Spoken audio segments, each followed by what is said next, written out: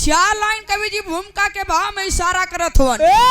बिरहा के शीर्षक बा ना दौलत के दरिंदे एव हत्यारा बेटा।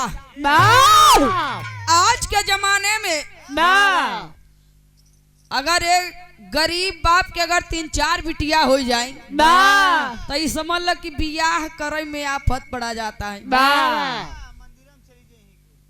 जितना कमात हन आधा तो लड़कन को पेट भरत है, आधा तो दारू पियबे में उड़ाई देते हन। तो लड़कन के बियाह खातिर का बचावई कुछ है नहीं बा। आ जमीन बेच के कई जने के बियाह करही कहना बा। चार लाइन कवि जी भूमिका के भाव में इशारा करत हो।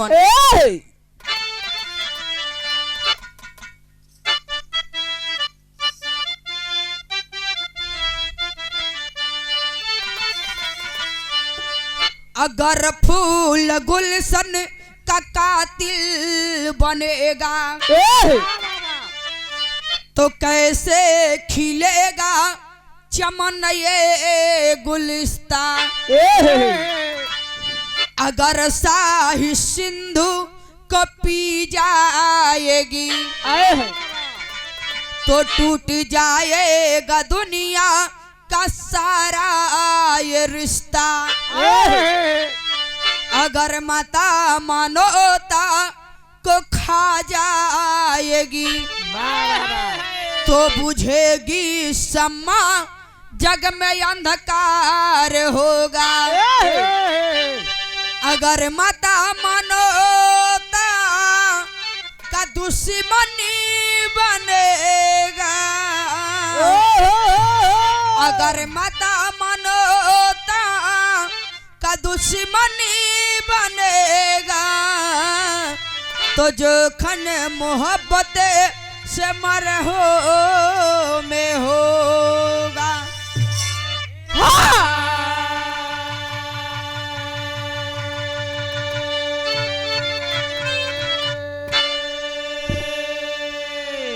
ए बाबू अगर फूल उगाने वाला डाल को ही काट दोगे तो दोबारा उस डाल में दूसरा फूल कैसे उगेगा। अगर जन्म देने वाली माँ का ही को खुजाड़ दोगे दोबारा वो माँ दूसरे बच्चे को जन्म कैसे दे सकती है। जमाना बहुत खराब बा। अया लड़की का बाप पिया करे लगी कोने तरीके से दहेज इकट्ठा होला। लड़की के बाप से पूछा लड़का के बाप सोची कितना दहेज हमें मिल जाए। बाइक अगर पसंद करे जाए यहाँ तो कहीं देखा इधर उधर नहीं, हमके सीधा बुलेट चाहिए। चाहिए बुलेट में तेल भरावे की औकात न हो लेकिन चाहिए बुलेट। यहाँ एक लाइन कवि जी कव्वाली के भाव में इशारा करत हुआ नवा।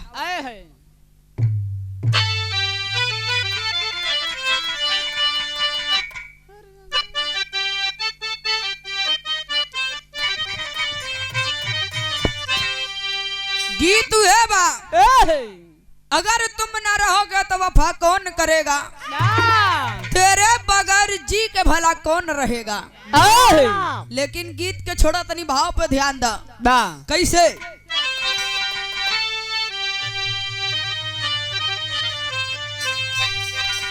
नफरत के चलते नफरत के चलते मानवता कुर्बान हो रही। नफरत के चलते मानवता कुर्बान हो रही। नफरत के चलते मानवता कुर्बान हो रही। नफरत के चलते मानवता कुर्बान हो रही। नफरत के चलते मानवता कुर्बानी हो रही, कुर्बानी हो रही, कुर्बान हो रही। जिसके चलते ये जिंदगी बलिदान हो रही। बलिदान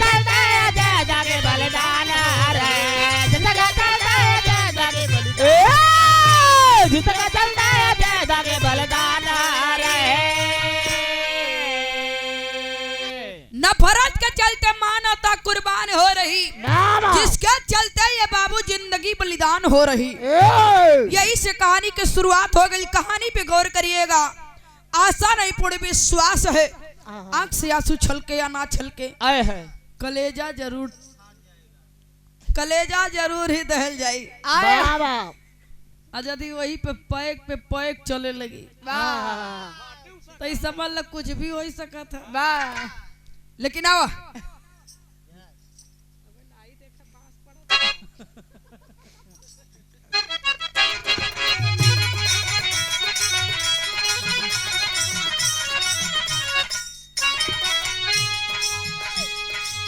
छोड़ कर दो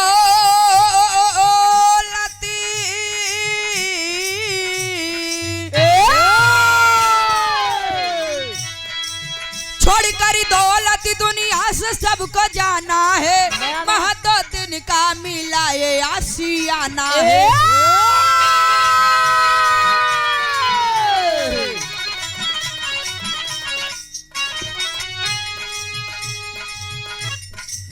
सिकंदर जब चला तब दोनों हाथ खाली था।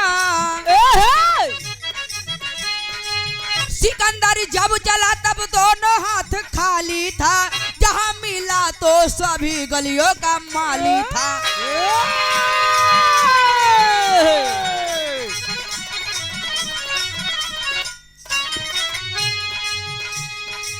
जिला गढ़वाल उत्तराखंड की तराई में, फूल खिला है एक गुलशन की अमराई में।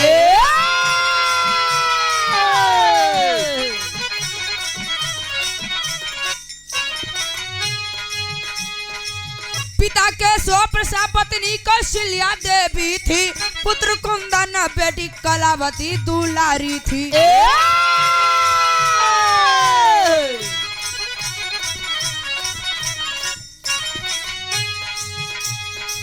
जमी 14 बीघा बनौले बुन करिया में, जिंदगी गुजारे भीमापुर नगरिया में।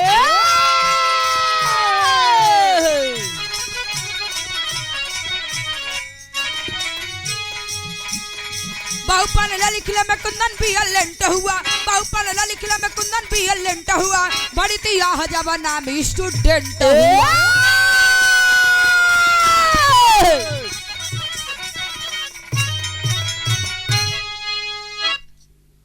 उत्तराखंड में जिला गढ़वाल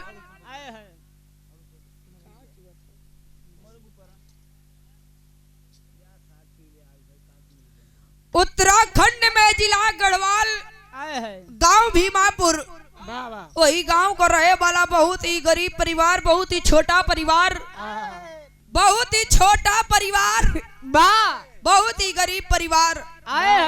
जो ने परिवार का मुखिया का नाम बतावल गई केशव प्रसाद, पत्नी का नाम कौशल्या देवी, एक ही बेटा रहल, जवन बेटा का नाम रखले कुंदन, एक ही बिटिया रली, बिटिया छोट रली, बिटिया का नाम रखले कलावती।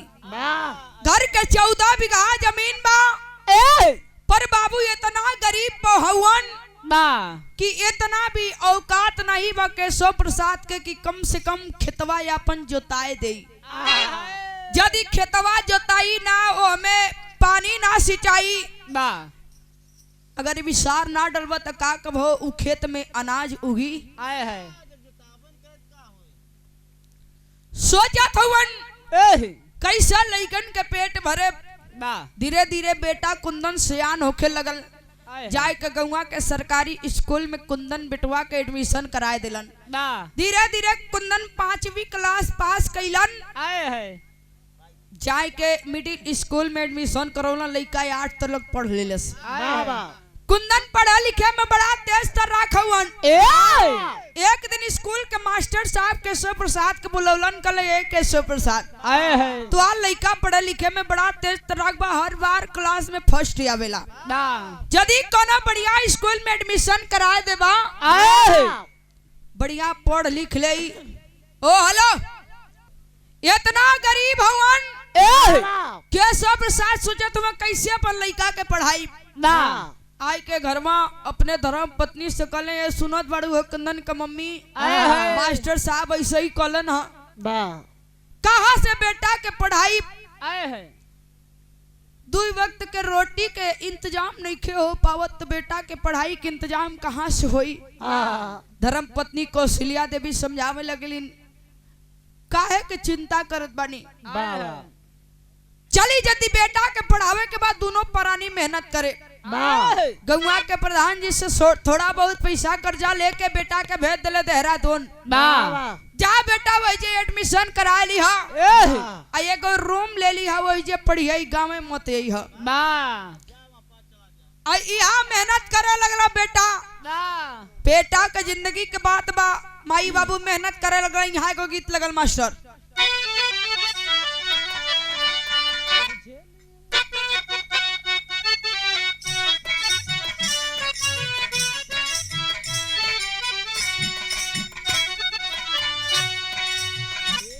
कोनो देहात का दुल्हन रहल, शहरी ठाट बाट नाही देखले रहल, तो अपने मर्द के जब खेत में भोजन लेके गई किसान दुल्हा के, तब कहे आई जी आई भोजन कली।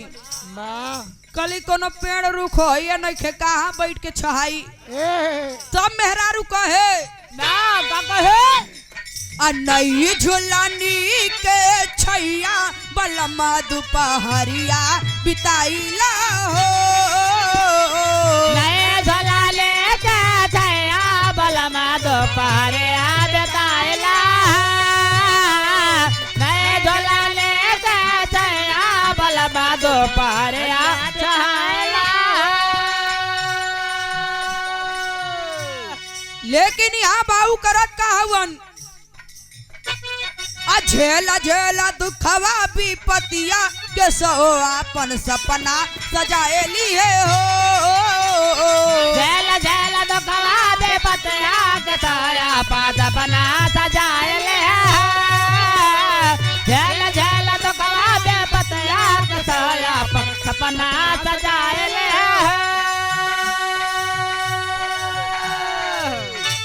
करत रहले भट्ठा पे मुंशीगिरी, करता रहले भाटा पे मलत गेरे, करता रहले भाटा पे मलत गेरे। अब बेटा बाप के खातिर करे धन दौलत फेर, बेटा के खातिर करे धन दौलत फेरे, बेटा के खातिर करे धन दौलत फेरे। शिक्षा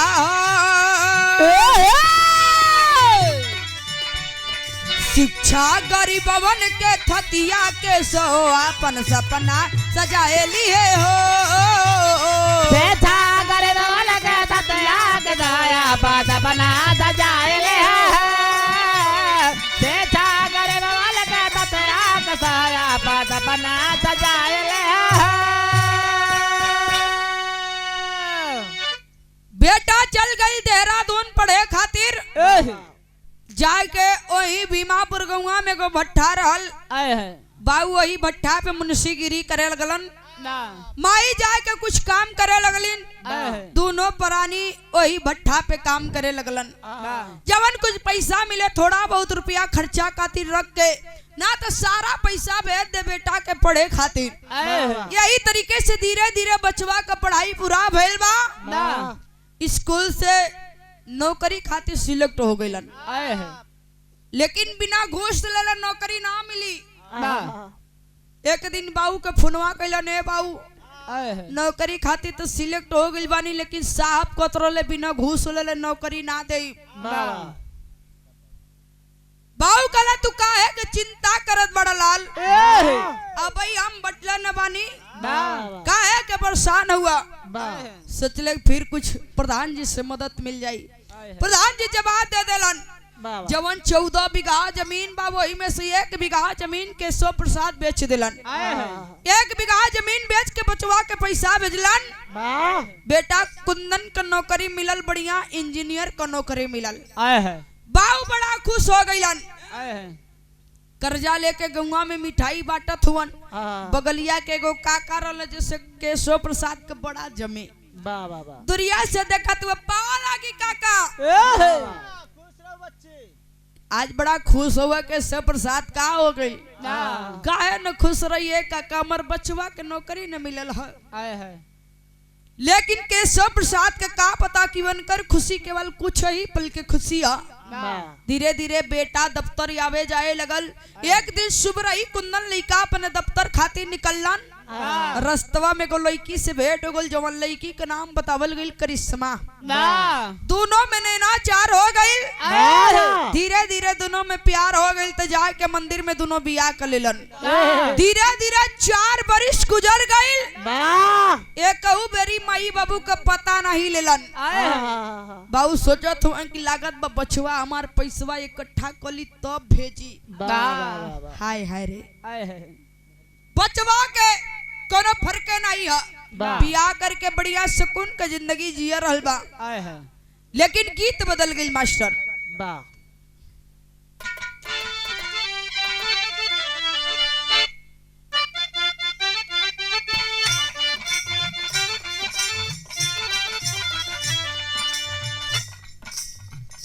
कोनो आशिक और मासूका के बात बा। करेला तबा हमर चढ़ली जवानी करेला तबा हमर चढ़ले जवानी करेला तबा हमर चढ़ले जवानी।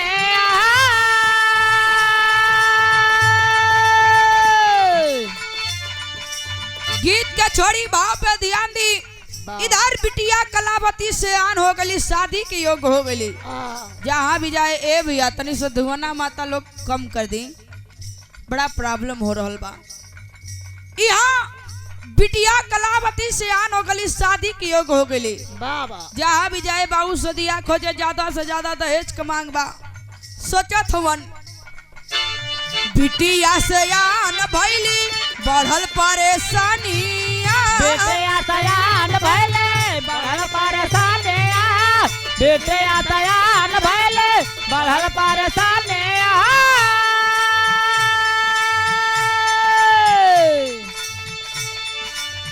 बिटिया से आन भैली बढ़ल परेशानिया मांगे दहेजा द्वारा चरिया हो कैसे होई। कुंदन आधार रहले बचवा हमार गईले सोई। कुंदन आधार रहले बेटा हमार गईले साए कुंदन आधार रहले बेटा हमार गईले साए। जहाँ भी जाए सदिया खोजे ज्यादा से ज्यादा दहेज का मांग बा। सुबह रही आके माथा पे हाथ रख के बैठल हुए फिर हुए काका कले का भैले केशव प्रसाद का बताइए काका। जहाँ भी जाइला शादी खोजे ज्यादा से ज्यादा दहेज का मांग बा। लागत भाई गरीबिया में हमर बिटिया का हाथ पीला ना होई का। काका कले का है के परेशान हुआ। जान फलाने गौवा में एगो लइका बा जौन लइका का नाम बतावल गई कन्हैया लाल। फौजी जवान लइका हा। देखा यदि बात बन जाए तो बियाहवा काहे न देता। गैलम बातचीत आगे बढ़ल बियाह तय के दिलन। कही दिहल शादी तय फौजी जवान से देता या फौजी जवान से देता या फौजी जवान से।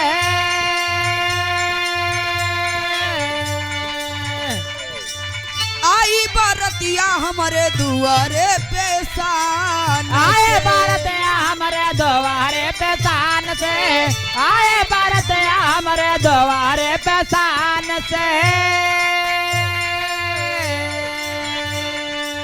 मेहंदी रचाई हाथ बनी है दुल्हनिया मेहंदी रचाए हाथ बने दुल्हनिया मेहंदी रचाए हाथ बने दुल्हनिया।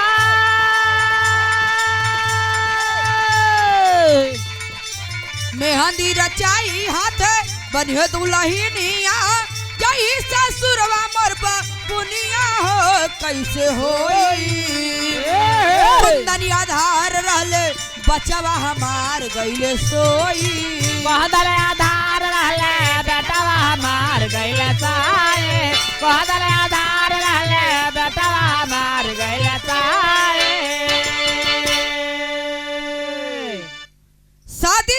दलन। फौजी जवान लड़का कन्हैया लाल से बियाह तय हो गई।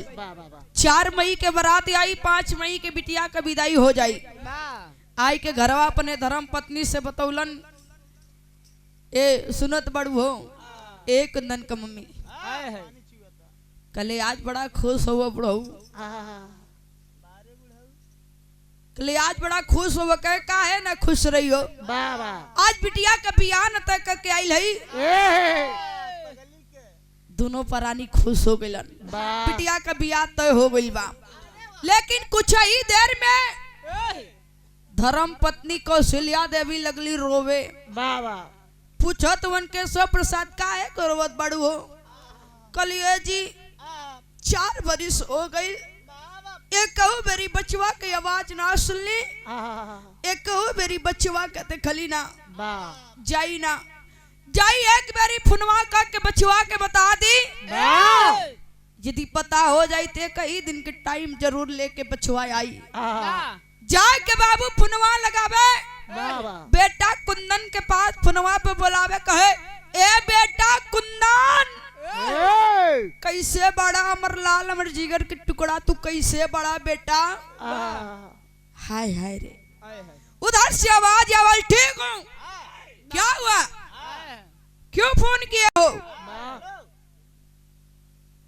बाबू कहे ए बेटा तोर पगली बहनिया के सदिया तय कर दिली है लाल, 4 मई के बारात आई, 5 के विदाई हो जाई। ए बेटा एक बतिया तोरा से कहल चाली लाल, डरियो लगेला, लेकिन ए बचवा कहिए देत बानी, एक दिन के टाइम लेके बहनिया के सदिया में चल है लाल, और यदि आवे लगी है ना कुछ रुपया उपिया रखले हो तो ले ले है बचवा। बाहरे बेटा कहता है ना तो आने के लिए मेरे पास समय है और ना ही आप लोगों को कुछ देने के लिए है।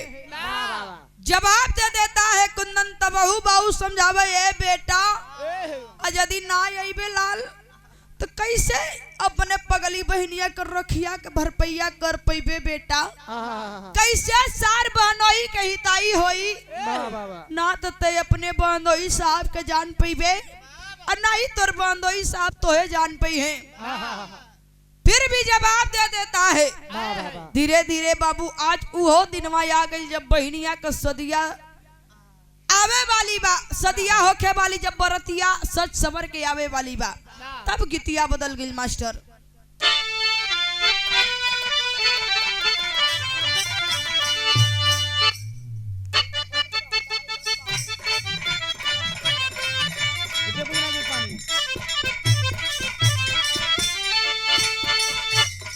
भोरहरी में कोनो भगत जब माई का डोला सजल समरल देखले बा, तब कहे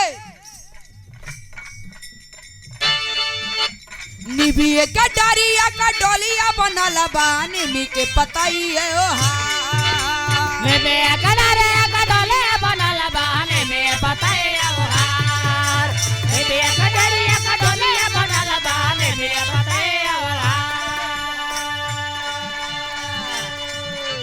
निबिये का डरिया का डोलिया बनल बा, निमी के पताई है ओ हा, देवन लोक से चली है भवानी नु हो, देवता बनी गईले कहा, देवा लोक से चला है भवानी नु हो, देवता बनी गईले कहा, देवा लोक से चला है भवानी नु हो, देवता बनी गईले कहा।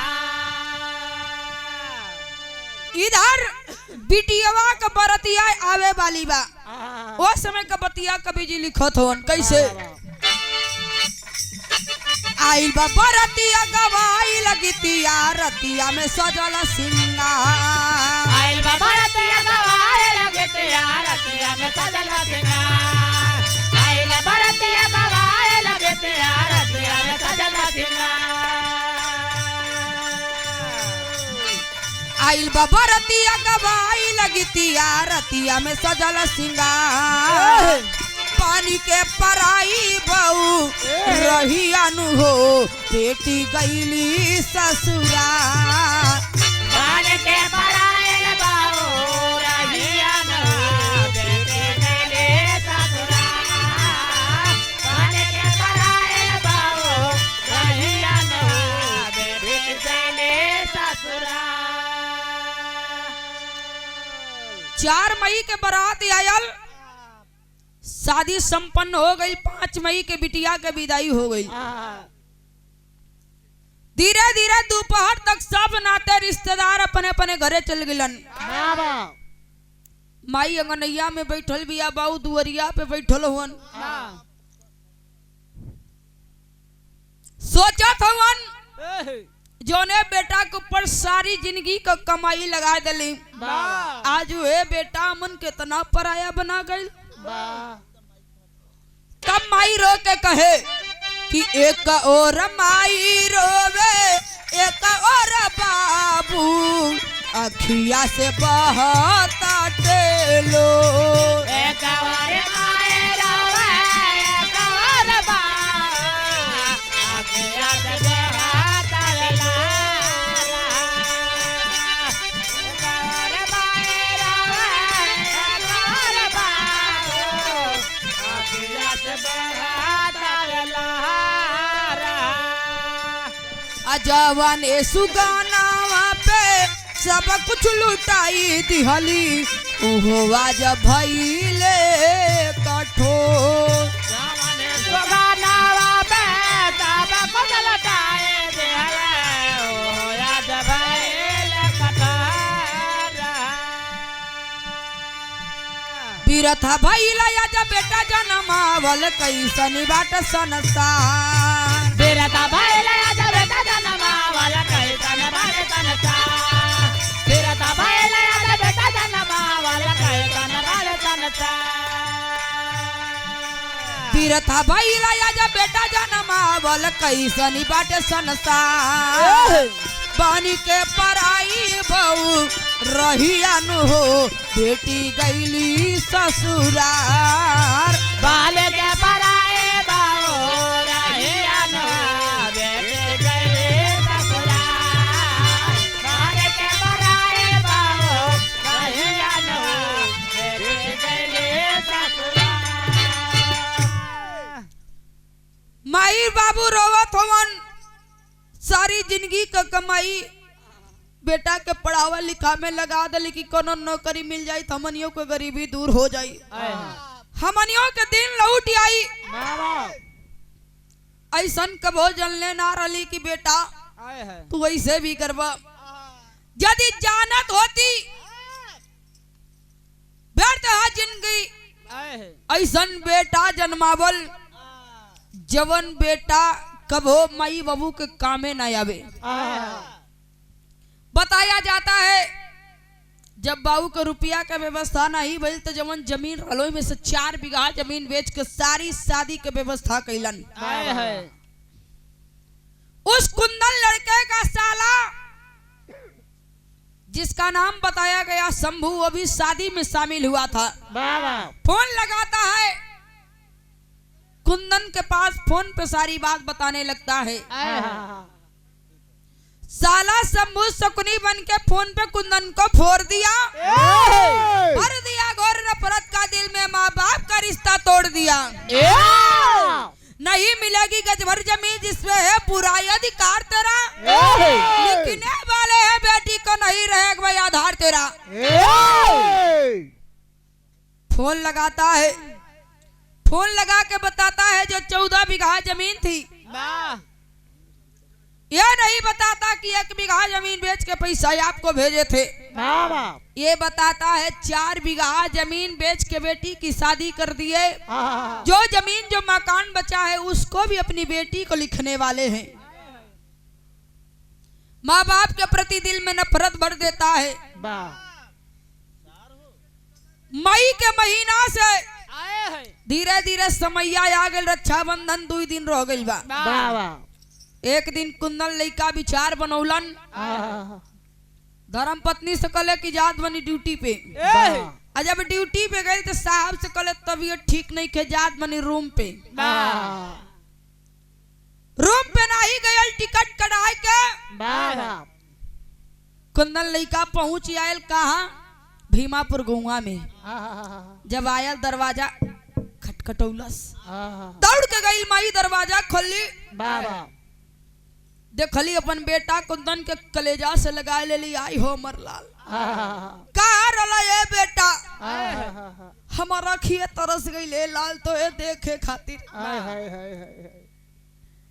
तू ही हमार सब कुछ बड़ा तू ही हमार राम लक्ष्मण भरत शत्रुघ्न तू ही हमार सब कुछ बड़ा ये लाल तो अरे सिवाय दुनिया में केहू नहीं खे माई तो अपन प्यार दुलार लुटावा जैसे ही सजिया के समैया भई बढ़िया बढ़िया पकवान बना के बचवा के खियावे लेकिन बाहर बेटा कुंदन वो करे करजवा में तो कुछ और न घुसल बा।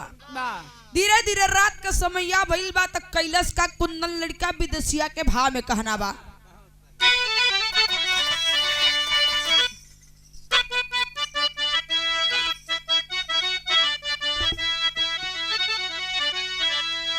अब भैल जबरतिया मराई गईली मतिया हो तब मारे खातिर चलल बा कसैया ये बाबूजी त जिंदगी भर काम कैला अब पुरान भैला हो त लैला विटामिन वाली सुइया ये बाबूजी तो सुन भाई शरीर पापी ते गवा उठाईली हले तो ये बाटे बेटा के कमैया ये बाबूजी तो बाबूजी के बेटा साथ टुकड़ा में काटी दी हले तो नहीं दर्द बुझेला मुदैया ये बाबूजी ए बाबू जैसे ही शाम का समय भयल एगो डॉक्टर के रुपया दे के अपने तरफ मिला ले लेबा बाबू के सुन्न वाली सुई लगवा दे जे ही पूरा शरीर सुन्न हो गई। हाथ में कटार लेके बाबू के शरीरिया के साथ टुकड़ा में कैलाश माई के पास गई। माई कले नहीं हो लाल नहीं है बेटा हमन से कवन गलती भइल है बेटा तो ये 9 महीना गर्भ में रखली जन्म दे के पाल पोस के इतना बड़ा बना दली ऐसा कवन गलती कैली लाल जो ने गलती कितनी बड़ी सजा दे बड़ा ना ही मल्लस माई के भी गला के धड़ से अलग कर दिलस। दोनों माई बाबू के मरले के बाद उ पापी कैलाश का टेरी के भाव में कहना बा।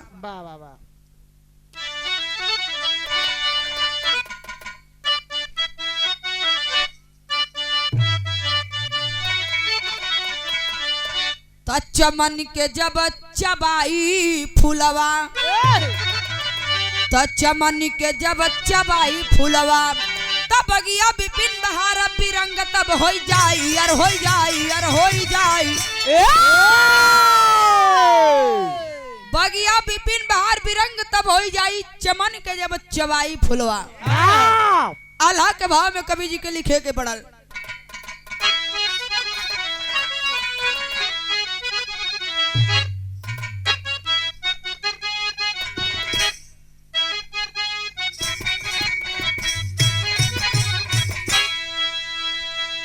तब प्यार हो प्रकृत जब दुनिया के खई है बाबू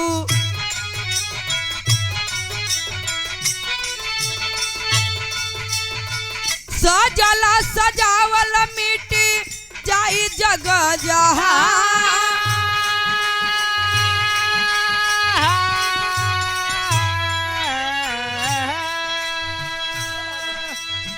नेता ने दिखता जब देशवा के खई है बाबू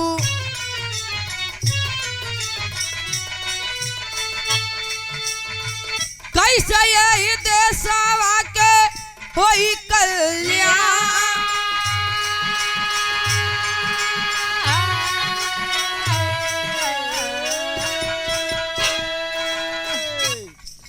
और इस देश की रखवाली करने वाला नेता इस देश को खाने लगेगा, जो कि हमारा भारत देश सोने का चिड़ई कहा जाता है, एकदम खोखला हो जाएगा। भैया हो डॉक्टर माँ अरे जयापन खई है बाबू,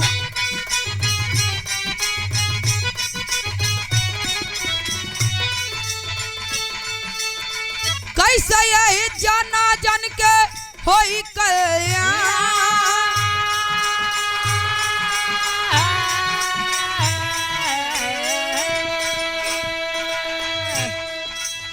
बेटा बाप तो हो जब माई बाप के खई है बाबू,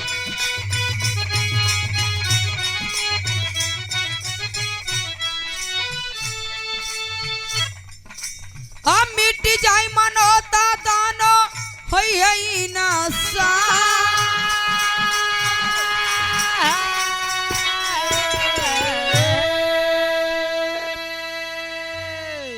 अगर एक मरीज का इलाज करने वाला डॉक्टर ही मरीज को खाने लगेगा, कैसे किसी डॉक्टर पे विश्वास होगा? क्या कोई भरोसा करके डॉक्टर के पास इलाज कराने के लिए जाएगा? अगर बेटवा पतोहू माई बाबू के काट खाए लगी हन, केकरा पे भरोसा होई? यदि परिवार पे भरोसा नहीं खे तो बाहर वालन पे का भरोसा होई? इधर रक्षाबंधन 2 दिन रह गई बा।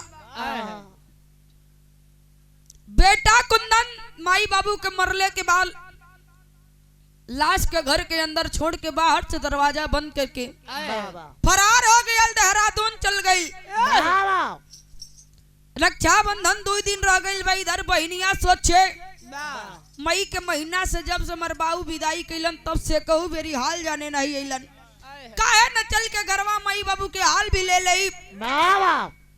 माई बाबू के संगवे लेके चलब देहरादून, भैया के राखी बांध के आई तो माई बाबू के छोड़ के अपने घर चली आई। जही बहनी आयल बा मायके में देखलस तो बाहर से दरवाजा बंद बा। देख रहल बा दरवाजा के नीचे से खून की नदियां बह रही है, आवाक हो जाती है, डर जाती है। चाय के दौड़ के गौवा के प्रधान जी के बुलौली। आखिरी प्रमाण में कहना बा,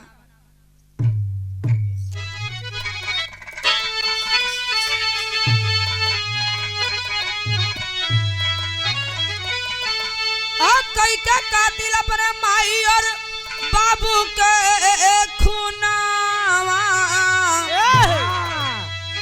तो कई के कातिल अपने माई और बाबू के खूनावा, तमा की ममता लुट के पापी गईले देहरादून। मागे लड़का लड़के बाबे गईला देहरादूनवा, मागे लड़का लड़के बाबे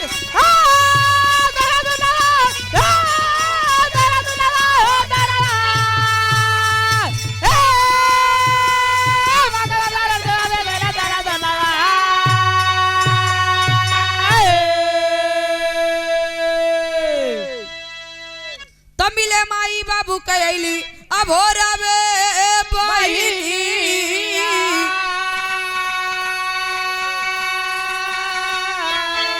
तो बंद दरवाजा मालूम रहे न कहानियां, बंद दरवाजा मालूम रहे न कहानियां।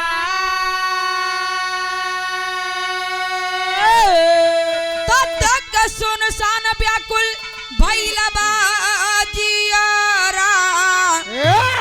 माँ की ममता लुट के पापी गईले देहरादूनवा। डर जाती है, जाए के दौड़ के गौवा के प्रधान जी के बुलौली। प्रधान जी फोन कर दिलन दरोगा साहब बोलन, दरवाजा खोला गया। रे बाप माई बाबू को लसिया गरवा के अंदर पड़ल बा। लसिया के ऊपर आ गिर के छटपटाई करवे आई हो बाबू, आयो हमार माई, काहे हमें दुनिया में अकेला छोड़ दलू माई, के सारा रह गई। छटपटाई के करजवा पीट पीट के रोवे। दरोगा साहब पूरे घर की तलाशी लेते हैं। पूरे घर की तलाशी ली गई। जो डॉक्टर बाबूजी को सुन्न वाली सुई लगाया तो उस डॉक्टर का पर्स मिलता है। फर्ज के आधार पर डॉक्टर पकड़ा गया और डॉक्टर के आधार पर कुंदन लड़का पकड़ा गया। दोनों का 20-20 साल की जेल हो जाती है। बाहर एक कुंदन लड़का एक ही पल में पूरा दुनिया उजाड़ दिला। आज बहनिया का पूरा संसार उजड़ गए। माई बाबू एक ही साथ दुनिया के छोड़ दिलन। एक ही भाई रहल, ओके 20 साल का जेल हो गए। बड़ा दूर दूर लोग तीर्थ यात्रा करे जालन। काशी समझ में आए कि माई बाबू के दर्शन कला।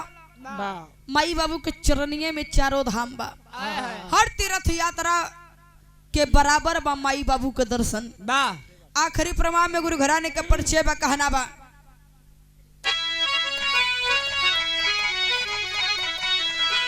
अब पत्तू छे बा सुख नंदन है माँ की ममता या नामो।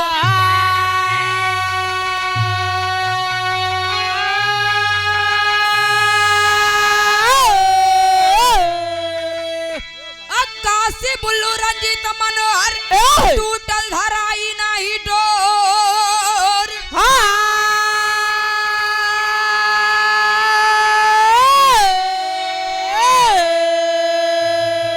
तो चमन के जब चबाई फुलवा, तो चमन के जब चबाई फुलवा, तब प्रीति जोखन कवि के रक्षक शारद माई हो। चमन के जब चबाई फूलवा, प्रीति जगल गवे गेरा जगतार दमाए। चमन के जब चबाए फूलवा, प्रीति जगल गवे गेरा जगतार दमाए। चमन के जब चबाए फूलवा, दीवाना दिल हुआ दीवाना।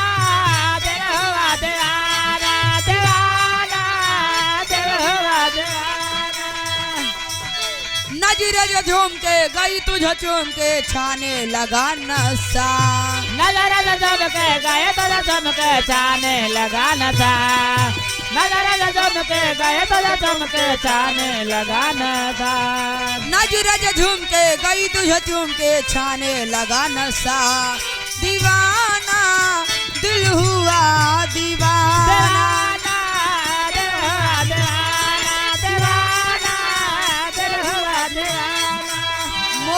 मोहब्बती क्या है अब ये